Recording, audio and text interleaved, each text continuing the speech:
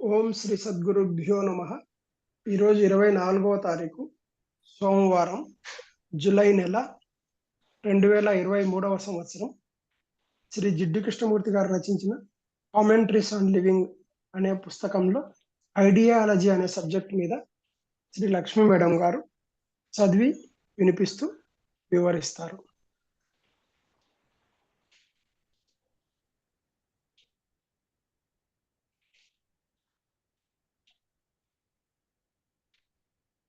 Okay. Ideology అంటే ఆదర్శములు. ఇందులో కృష్ణమూర్తి గారు ఏం చెప్తున్నారంటే, ఈ మాటలన్నీ కూడా మానసిక తత్వ శాస్త్రం వైపు, అలాగే అంతర్గతమైనటువంటి మనస్సు పనిచేసేది టైం వేస్ట్. ప్రజలు పని కావాలి, ఆహారం కావాలి ప్రజలకి. మీరేమో ఆయన అడుగుతున్నారనమాట. అంటే ప్రశ్నించే అతను పృచ్ఛకుడు, మీరు వీళ్ళని మిమ్మల్ని వినే ఆడియన్సెస్ని మీరు ఏంటంటే ఎకనామిక్ సిచ్యుయేషన్ అంటే ఆర్థికమైన పరిస్థితి, దాన్ని ముందు మనం అటాక్ చేయాలి కదా. Are you not deliberately misleading? వాళ్ళని తప్పు మార్గంలోకి తీసుకెళ్ళట్లేదా? మీరు ఏం చెప్తున్నారంటే, మీరు చెప్పేది ఫైనల్గా చాలా ఫలితమే, మంచిదే. కానీ ఇప్పుడు ఈ స్టఫ్ అంతా విని ప్రజలు అంటే ఆకలితో బాధపడ్డా, యూ కాంట్ థింక్, మీరు అసలు ఆలోచించలేదు. Without having a full stomach, సంపూర్ణంగా కడుపులో అంటే ఆకలి తీరకుండా you can't think or do anything, మీరేం ఆలోచించలేరు, ఏమీ చెయ్యలేరు అంటూ పృచ్ఛకుడు అడుగుతున్నాడు ఎవరిని? కృష్ణమూర్తి గారిని. అంటే మీరేమో వీళ్ళని తప్పుగా గైడెన్స్ ఇవ్వటం లేదా? వాళ్ళు ఖాళీ కడుపులతో అంటే తిండి లేకుండా ఎలాగ ఏమైనా ఆలోచించగలరు, వినగలరు? అయితే కడుపులో మనం జీవితం నిర్వహణకి ఏదో ఒకటి ఉండాలి. ఆహారం for all. There must be a fundamental revolution in the ways of our thinking. మనం ఆలోచించే విధానంలో మౌలికమైనటువంటి ఒక విప్లవం రావాలి. ఆహారం కావాలంటే, అందరికీ ఆహారం కావాలంటే మన ఆలోచన విధానంలో ఒక రకమైన మౌలికమైనటువంటి విప్లవం రావాలి. అందువలన ఆ మానసికమైనటువంటి దాన్ని అటాక్ చేయవలసి ఉన్నది. మీకు ఒక ఆదర్శం అన్నది చాలా ముఖ్యమైన విషయం. దేనికి? ఆహారం తయారు చేయడం కంటే. మీరు ఫీడింగ్ ద పూర్ అంటే పేదవాళ్ళకి ఆహారం పెట్టడం విషయంలో మీరు మాట్లాడుతున్నారు. అలాగే వాళ్ళ పట్ల మీకు ఎంతో అంటే కన్సిడరేషన్, వాళ్ళని మీరు చాలా ఇచ్చుగా పట్టించుకున్నట్టుగాను. కానీ మీరు are you not much more concerned with an idea? ఒక ఐడియా తోటి, ఒక ఐడియాలజీ తోటే మీకు ఎక్కువగా అంటే దాన్నే మీరు ఎక్కువ పట్టించుకుంటున్నారు. పేదవాళ్ళని అని పట్టించుకోకుండా, అంటే వాళ్ళని మీరేంటంటే మీరే ప్రజలకు ఆహారం అంటే పేదవాళ్ళకు ఆహారం పెట్టాలని, వాళ్ళ పట్ల ఎంతో కనికరం అలాంటి భావన ఉండాలని. కానీ are you not much more concern? దానికంటే ఎక్కువగా మీరు ఐడియాలజీని ఎక్కువగా పట్టించుకోవట్లేదా అని అడిగారు. Yes we are. అవును, మేము పట్టించుకుంటున్నాం. ఒక ఐడియాలజీ అన్నది అది ఒక రకంగా ప్రజలందరినీ ఒక కలెక్టివ్ యాక్షన్ కోసం ఒక దగ్గరికి తీసుకొస్తున్నాం. ఒక ఐడియా అనేది లేకపోతే అక్కడ కలెక్టివ్ అంటే అందరూ సామూహికంగా చేసే పని ఉండదు. ఈ ఐడియా, ఈ ప్లాన్ అన్నది మొట్టమొదటి వస్తుంది. నెక్స్ట్ ఏంటంటే యాక్షన్ దాన్ని ఫాలో అవుతుంది. మీరు అందుకని you also the concerned with psychological factors. అందుకని మీరు కూడా మానసికమైన ఫ్యాక్టర్స్నే మొట్టమొదటిగా తీసుకుంటున్నారు. అండ్ ఫ్రమ్ దాని నుంచి మీరు ఏదైతే యాక్షన్ అంటున్నారో అది ఫాలో అవుతుంది. మీ అర్థం ఏమిటంటే, ఈ మానసికమైనటువంటి విషయాలు ఆలోచించడం అన్నది, మాట్లాడడం అన్నది మిస్లీడ్ ద పీపుల్, ప్రజలను తప్పు గైడెన్స్ ఇస్తున్నాయని మీరు అంటున్నారు. మీ you do not mean then అంటే మీరు ఎప్పుడైతే సైకలాజికల్ ఫ్యాక్టర్స్ ని మీకు కూడా అవి ముఖ్యమైపోయాయి అని తెలుసుకుంటారో అప్పుడు మీరు ఈ సైకలాజికల్ ఫ్యాక్టర్స్ అన్నది హాని చెయ్యవు అన్న విషయం మీరు కూడా తెలుసుకుంటారు. What you mean is that you have the only rational ideology. మీ ఉద్దేశం ఏమిటంటే మీకు రేషనల్ గా ఉన్నటువంటి ఆదర్శాలే ఎక్కువగా ఉన్నాయి. మీరు ఇంకా ముందుకు ఎందుకు వెళ్ళడం అంటున్నారు. మీకేంటంటే కలెక్టివ్ గా మీ యొక్క ఆదర్శం కోసం పనిచేయాలి, అది మీరు కోరుకుంటున్నారు. అందుకోసమే మీరు ఎనీ ఫర్దర్ ఇంకా ముందుకు ఎందుకు వెళ్ళాలి ఈ సైకలాజికల్ గా మానసికమైన పద్ధతుల కోసం, ఇదంతా కూడా వేస్ట్ ఆఫ్ టైం అని. అలాగే బట్ ఆల్సో ఈ డీవియేషన్ అంటే మెయిన్ పాయింట్ నుంచి మీరు పక్కకు వచ్చేస్తున్నారని మీరు అంటున్నారు. Which is the setting of a classless society with work for all and so on. అంటే అలా దానివల్ల ఏంటంటే వర్గం లేనిటువంటి ఒక సొసైటీ, అంటే వర్గాలతోని విడగొట్టినటువంటి ఒక సంఘం అన్నది మీరు స్థాపించగలరని, విత్ వర్క్ ఫర్ ఆల్, అందరి కోసం పనిచేస్తూ మొదలైనవన్నీ మీరు అనుకుంటున్నారు. ఇంకోసారి you want to act collectively, మీరు అందరూ కలిసి ఒక ఐడియాలజీ కోసం పనిచేయాలనుకుంటున్నారు. అందుకోసమే మరొకసారి అదే లాస్ట్ వాక్యాలు చెప్తున్నానండి. మీరేమిటంటే ఇంకా ముందుకు ఎందుకు వెళ్ళాలి అని మీరు ఈ మానసికమైన పద్ధతుల్లో అది కేవలం ఒక వేస్ట్ ఆఫ్ టైమే కదా, అది అసలు దాని నుంచి పక్కకు తప్పుకోవడమే కదా అని మీరు ఫీల్ అవుతున్నారు. అది విచ్ ఇస్ సెట్టింగ్ ఆఫ్, అది ఒక వర్గం లేనటువంటి ఒక సంఘాన్ని విత్ వర్క్ ఫర్ ఆల్, అందరి కోసం పని చేస్తూ అని మొదలుగా మీరు ఫీల్ అవుతున్నారు ఇలాంటి భావాలతో. మా ఐడియాలజీ అన్నది, మా ఆదర్శం అన్నది అదేంటంటే హిస్టారికల్ స్టడీ, చారిత్రాత్మకమైన అధ్యయనం యొక్క ఫలితంగా వచ్చింది మా ఆదర్శాలు. ఈ చరిత్ర అన్నది మాకున్నటువంటి యథార్థాల ప్రకారం మేము వివరణ ఇచ్చుకుంటున్నాం. ఇది ఒక యథార్థమైన ఆదర్శమే. ఇది కేవలంగా మూఢ నమ్మకాలతోటి అలాంటి తో ఉన్న మతం కాదు. మా ఐడియాలజీ, మా ఆదర్శాలన్నీ కూడా డైరెక్ట్ గా అంటే ఎక్స్పీరియన్స్ బిహైండ్ ఇట్, వెనకాల అనుభవంలోంచి వచ్చాయి. No more visions and illusions, అక్కడ విజన్స్ భ్రాంతులు ఏమీ లేవు అన్నారు. ఐడియాలజీస్ ఆర్ డాగ్మాస్, అంటే ఆదర్శాలు కానీ సిద్ధాంతాలు కానీ ఇవన్నీ కూడా స్థాపించబడిన, అంటే సంస్థాపమైనటువంటి స్థిరమైన మతాల్లోంచి ఉన్నాయన్నమాట. అవన్నీ దానికి చెందుతాయి. అవన్నీ కూడా అనుభవం మీద బేస్ చేసుకుని ఉంటాయి. బహుశా హూ హాస్ గివెన్ అవుట్, ఎవరైతే మీకు ఈ బోధలన్నీ ఇచ్చారో వాళ్ళ అనుభవాల మీద బేస్ చేసుకుని ఉంటాయి. వాళ్ళు కూడా హిస్టారికల్ ఫ్యాక్ట్స్ మీదనే ఇవన్నీ స్థాపించారు. మీ ఆదర్శాలు అవేమో మీ యొక్క అధ్యయనం యొక్క ఫలితంగా వచ్చాయి, మీరు పోల్చుకోవడం ఫలితంగా వచ్చాయి, కొన్ని యథార్థాలని ఆమోదించడం ఫలితంగా వచ్చాయి, లేకపోతే తిరస్కరించడం ఫలితంగా వచ్చాయి. మీ యొక్క ఈ ఫలితాలన్నీ, కన్క్లూషన్స్ అన్నీ కూడా మీ అనుభవంలోంచి వచ్చినటువంటి ప్రోడక్ట్స్ అన్నమాట. అందుకని ఐడియాలజీస్, ఇతరుల యొక్క ఆదర్శాలని మీరు ఎందుకు రిజెక్ట్ చేస్తున్నారు, కాదని తిరస్కరిస్తున్నారు? యాజ్ బీయింగ్ ఇల్యూజరీ, అవే భ్రాంతికరమైనవని ఎందుకు తిరస్కరిస్తున్నారు? When they also are the result of experience, అవి కూడా అనుభవంలోంచి వచ్చిన స్వే అయినప్పుడు వాటిని ఎందుకు మీరు తిరస్కరిస్తున్నారు? యూ గ్యాదర్ ఏ గ్రూప్, మీరు ఒక గ్రూప్నేమో అంటే పోగు చేస్తున్నారు మీ చుట్టూరా, మీ ఆదర్శాల చుట్టూరా. యాజ్ డూ అదర్స్ అరౌండ్, ఇతరులేమో వాళ్ళ ఆదర్శాల చుట్టూ వాళ్ళు కొంతమంది మనుషుల్ని వాళ్ళు పోగు చేస్తున్నారు. మీకేంటంటే సామూహికమైన పని కావాలి, అందుకని మీరు ఒక ప్రత్యేకమైన విధానంలో డిఫరెంట్ గా ఉంటున్నారు.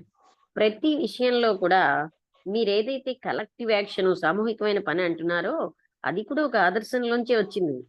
మీరు మీ ఆదర్శాలు అవి పాజిటివ్ గా ఉండనివ్వండి, నెగటివ్ గా ఉండి, అవి కలెక్టివ్ యాక్షన్ తీసుకొస్తాయని మీరు ఫీల్ అవుతున్నారు. అంటే మీరు దాన్నే మీరు కలెక్టివ్ యాక్షన్ అని ఆ విధంగా వస్తుందని చేస్తున్నారు.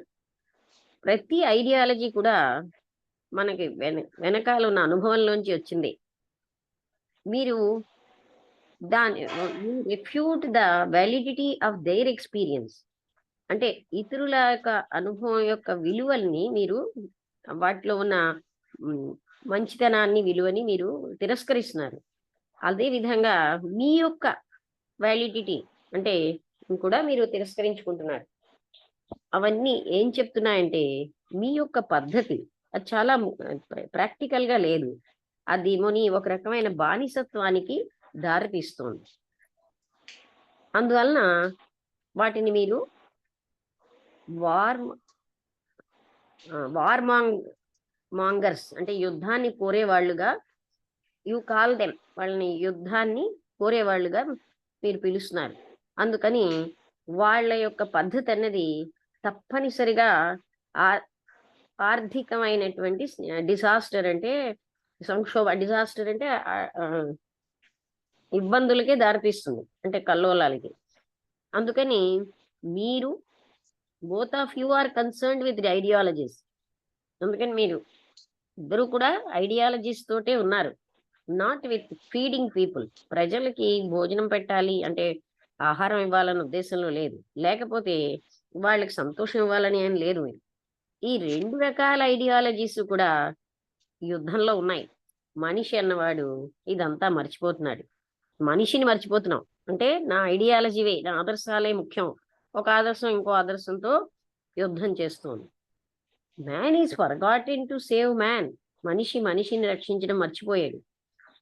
మనం ప్రెసెంట్ అన్న దాన్ని ఫ్యూచర్ మ్యాన్ కి మనం ఏం చేస్తున్నాం అంటే సాక్రిఫైస్ చేసేస్తున్నాం. అంటే రాబోయే మనిషి కోసం ఇప్పుడు ప్రెసెంట్ ని మనం వదిలిపెట్టేస్తున్నాం. సాక్రిఫైస్ చేసేయడం అంటే you liquidate the present for the future. ఈ ప్రెసెంట్ ని మీరు ఏం చేస్తున్నారు, ఫ్యూచర్ కోసం ఏమో దీన్ని లిక్విడేట్ చేస్తున్నారంటే ఖర్చు పెట్టిస్తున్నారు. మీరు ఏమనుకుంటున్నారంటే power of providence in the name of the state as the church has done in the name of God.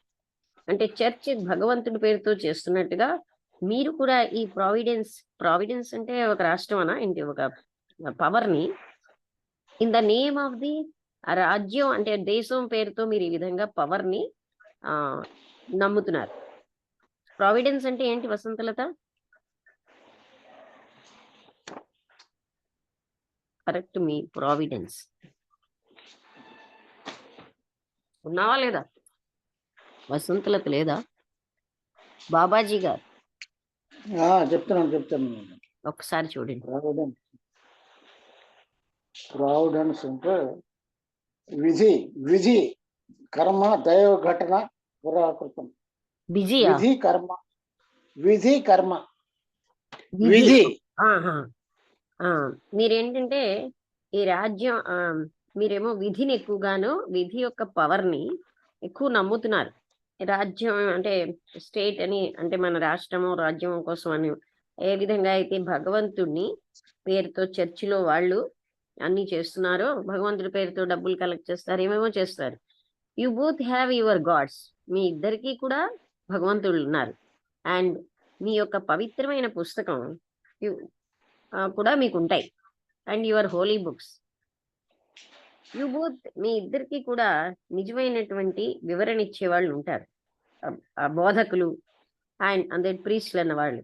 అందుకని who deviates from the true and authentic, మీరు ఏదైతే ఆథెంటిక్ అంటే అథారిటీగా అనుకుంటున్నారో దాని నుంచి ఎవరైతే పక్కకు వస్తున్నారో వాళ్ళని మీరు మీకు అండ్ ఓ టు ఎనీవన్, అలాంటి వాళ్ళందరినీ మీరు ఓ అంటే ఇక్కడ దుఃఖం అన్నమాట, కానీ ఇక్కడ ఓటు ఇంకో అర్థం ఏమైనా ఉందేమో చూద్దాం.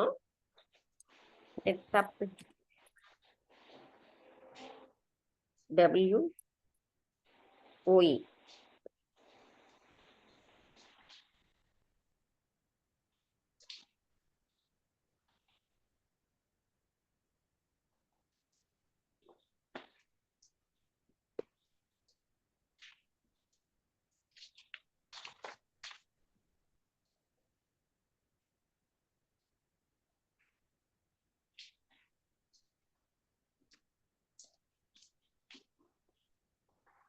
గోడు బాధ. గో అంటే గోడు. ఏంటండి ఓ అంటే గోడ? ఆ, ఆహా! దుఃఖకరమైన అదే ఓ అంటే అంటే అది మీకు నచ్చటం లేదు. మీరేంటంటే బాధపడుతున్నారు. వా అంటే ఎవరైతే ఆ విధంగా ఉంటారో వాళ్ళే అంటే మీరనుకున్న సత్యం ప్రకారం అటువంటి వాళ్ళే రైట్ అని. అలా కాకపోతే మీరు యూ ఆర్ బోత్ యాజ్ చెప్తాను. You both want to save the future man by searching the present man. There is not much difference between you. You are both easy, very similar. Okay. ఇంకా ముందుకి. You liquidate the present in future కోసం మీరు ఖర్చుపోయి అంటే present అంతా future కోసమే మీరు చూస్తున్నారు. మీరేమనుకుంటున్నారంటే ఈ పవర్ అనేది అంటే in the name of the state ఎలా అయితే చర్చిలో భగవంతుడి పేరున డబ్బులు అంటే అన్ని పనులు చేస్తున్నారో మీకు ఇద్దరికి భగవంతుళ్ళు ఉన్నారు. హోలీ పవిత్రమైన పుస్తకాలు ఉన్నాయి. మీ ఇద్దరిలో కూడా మీరు దాన్ని నిజంగాను వివరిస్తూ ఉంటారు. అక్కడున్న మత బోధకులు వాళ్ళందరూ కూడాను ప్రీస్ట్ అదే విధంగా ఇంటర్ప్రిట్ అంటే దాన్ని ఇంటర్ప్రిట్ చేస్తారు అంటే వివరిస్తారు. అండ్ మీరేమోని ఎవరైతే ఆ మార్గాలకి పక్కకి తప్పుకుంటున్నారో వాళ్ళ పట్ల మీరు బాధపడుతూ ఉంటారు. There is not much difference. మీకును మీ ఇద్దరి మధ్య ఏమి తేడా లేదు. మీరిద్దరు ఒకలాగే ఉన్నారు. మీ ఆదర్శాలు వేరేగా ఉన్నాయి అంటే డిఫర్ గా ఉన్నాయి. కానీ మీ పద్ధతి అంతా ఏదో కొద్దో గొప్ప ఒకే రకంగా ఉంది. మీరిద్దరూ కూడా ఫ్యూచర్ మ్యాన్ భవిష్యత్తు మనిషిని రక్షించాలనుకుంటున్నారు. ఎలాగా? ప్రెజెంట్ అనే దాన్ని ప్రెజెంట్ మ్యాన్ ని సాక్రిఫైస్ చేసేసి ఫ్యూచర్ గా అంటే భవిష్యత్తులో ఉన్న మనిషిని రక్షించాలి. As though you know all about the future. ఏదో భవిష్యత్ అంతా మీకు తెలిసిపోయినట్టుగా. As though the future were a fixed thing. ఆ భవిష్యత్ ఏదో ఫిక్స్డ్ గా ఉన్నదన్న భావనలో మీరు ఆ భవిష్యత్తులో మనిషిని రక్షించాలి అని అనుకుంటున్నారు. మీకేమోని and you had the monopoly of it. దానికి కావలసినటువంటి ఇక్కడ మీకు ఉంటాయి. అంటే అదే మీరు దాన్నే అథారిటీగా చూస్తారు. Yet you are both as uncertain of tomorrow. కానీ మీ ఇద్దరు కూడా రేపు అన్న దానికి అనిశ్చితంగా ఉన్నారు. ఏ ఇతరులాగే మీరు కూడా ఆ రేపు అనే దాని విషయంలో అనిశ్చితంగా ఉన్నారు. అందువల్ల చాలా ఊహకు అతీతమైనవి, ఆలోచనకు అతీతమైన యథార్థాలు ప్రెజెంట్ లో ఉంటాయి. అవన్నీ కూడా భవిష్యత్తును నిర్మిస్తున్నాయి. మీ ఇద్దరు కూడా ఒక ఫలితం అని మీరు రివార్డ్ ని ప్రామిస్ చేస్తున్నారు. ఒక ఊహాత్మకమైన ఒక ప్రపంచాన్ని, ఒక స్వర్గాన్ని, భవిష్యత్తు స్వర్గాన్ని. కానీ ఈ భవిష్యత్ అన్నది ఆదర్శమైనటువంటి ఫలితాలతో లేదు. ఈ ఐడియాస్ అన్నవి ఎప్పుడు కూడా పాస్ట్ తోటే సంబంధం ఉంటాయి, ఫ్యూచర్ తో కాదు. బట్ అవి ఎప్పుడు ప్రెజెంట్ తో కూడా సంబంధం లేవు. ఐడియాస్ అన్ని గతానికి చెందినవే.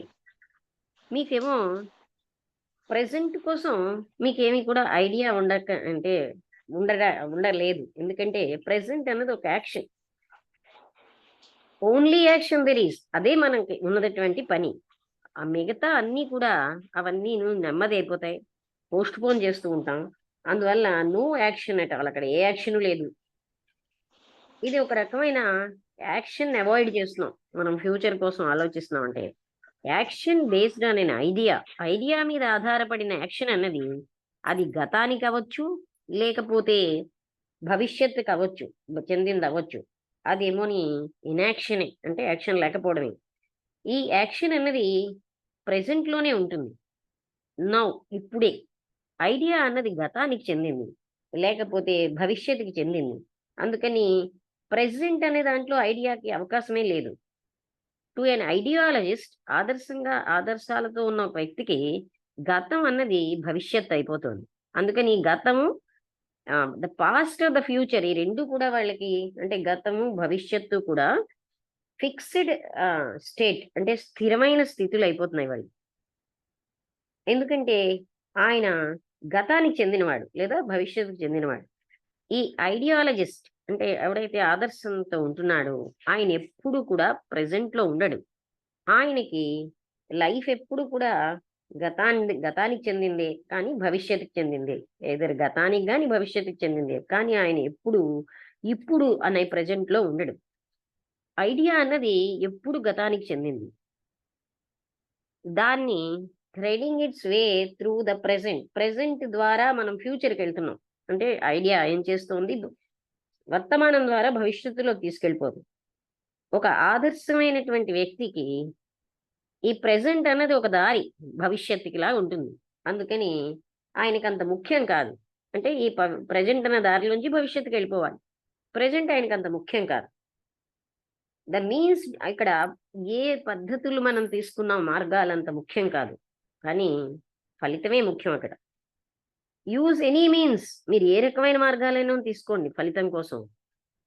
ఎండ్ అన్నది ఫిక్స్డ్ గా ఉంటుంది, భవిష్యత్ అన్నది తెలియంది. అందువలన liquidate any one who stands in the way of the end. అంటే ఆ ఫలితం కోసం అంటే ఉన్న ఎవరైతే నిలుచుంటున్నాడో ఆయనని మనం ఎవరినైనా మీరు లిక్విడేట్ చేసింది అంటే ఆయనని డిజాల్వ్ చేసింది అని. ఇక్కడ డిజాల్వ్ అంటే వ్యక్తిని డిజాల్వ్ కాదు, అటువంటి దాన్ని మీరు వదిలేయండి, అంటే తీసేయండి. అనుభవం అన్నది చాలా ముఖ్యం యాక్షన్కి. అండ్ ఐడియాస్ అలాగే వాటి యొక్క వివరణలు అనుభవంలోంచి వస్తున్నాయి. తప్పనిసరిగా మీరు అనుభవాన్ని కాదనలేరు కదా. యాక్షన్, ఈ ఫ్రేమ్ వర్క్ లేని యాక్షన్, ఒక ఐడియాతో ఏమి మనం ఫ్రేమ్ చేసుకోకుండా ఉన్న యాక్షన్ అన్నది అది అనార్కియల్, అంటే ఎనార్కికల్. అనార్కీ అంటే అంటే అంత సిస్టమేటిక్ గా ఉండదు. ఇట్ ఈస్ క్యావోస్, గందరగోళంగా ఉంటుంది. అది మన్ని స్ట్రెయిట్ టు ద అసైలం, అంటే మన్ని అసైలం అంటే ఏమిటి, అంటే అసైలం అంటే ఏమిటారు సరిగ్గాను,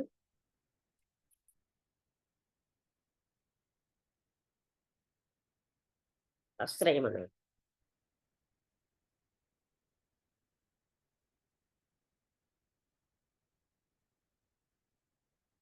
ASYLUM.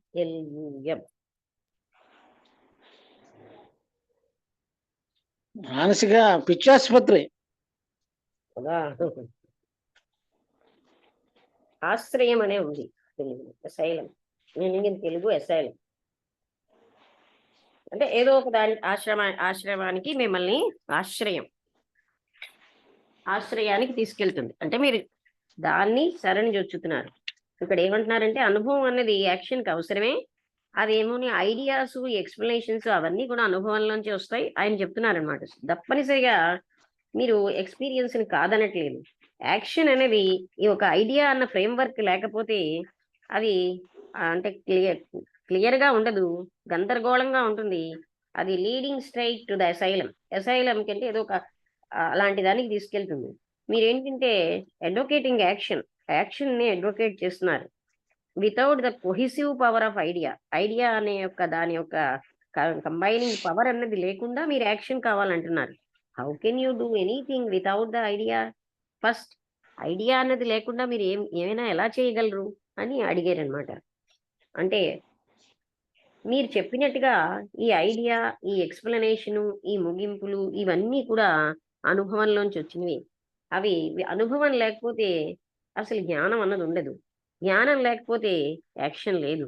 అయితే ఈ ఐడియా అన్నది యాక్షన్ని ఫాలో అవుతుందా, లేకపోతే మొట్టమొదటి ఐడియా తర్వాత యాక్షన్ ఉంటుందా?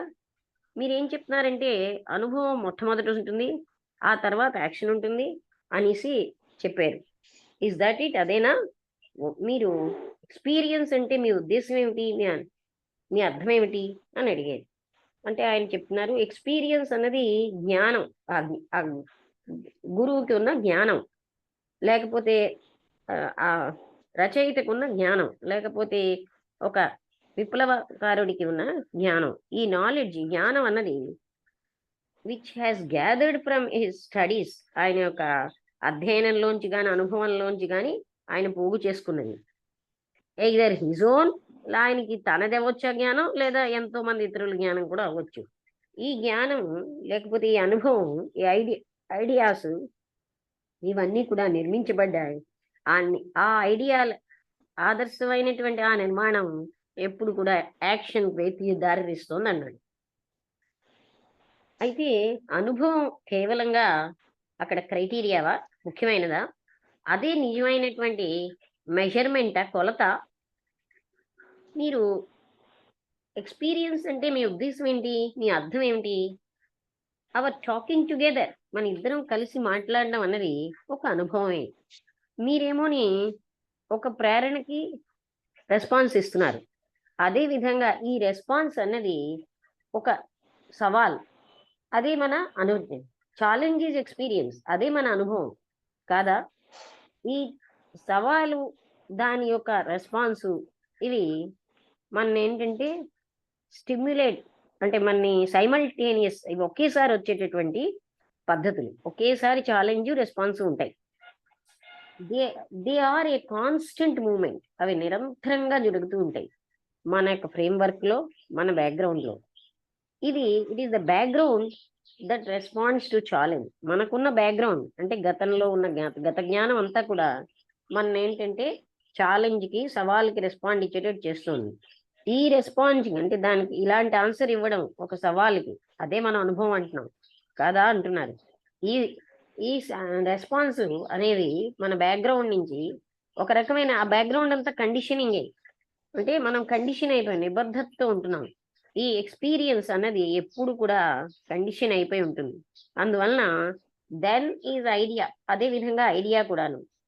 ఏదైనా యాక్షన్ ఒక ఐడియా మీద ఆధారపడి ఉంటే అది కండిషన్ అయిపోతుంది, పరిమితం అయిపోతుంది.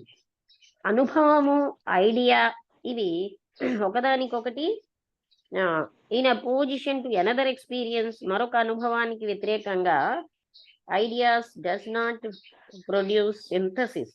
ఈ ఐడియాస్ ఎప్పుడు కూడా అంతటినీ కలపవు, కానీ అవి ఎప్పుడు కూడా వ్యతిరేకతలను తీసుకొస్తాయి. ఈ వ్యతిరేకతలు అన్నవి ఎప్పటికీ అంటే అవి ఆ సమ్మేళితమైన, అంటే అంత కలెక్టివ్ గా అన్నారు కదా, అలాంటి సింథసిస్ అంటే కలపడం అన్నది చెయ్యవు. ఈ సమైక్యత అన్నది ఎప్పుడు వస్తుందంటే ఎక్కడైతే వ్యతిరేకత లేదు. కానీ ఈ ఐడియాస్ ఎప్పుడు కూడా వ్యతిరేకతలను తెస్తున్నాయి, సంఘర్షణ తెస్తున్నాయి. ఏ రకమైన పరిస్థితుల్లో కూడా ఈ సంఘర్షణ ఒక రకమైన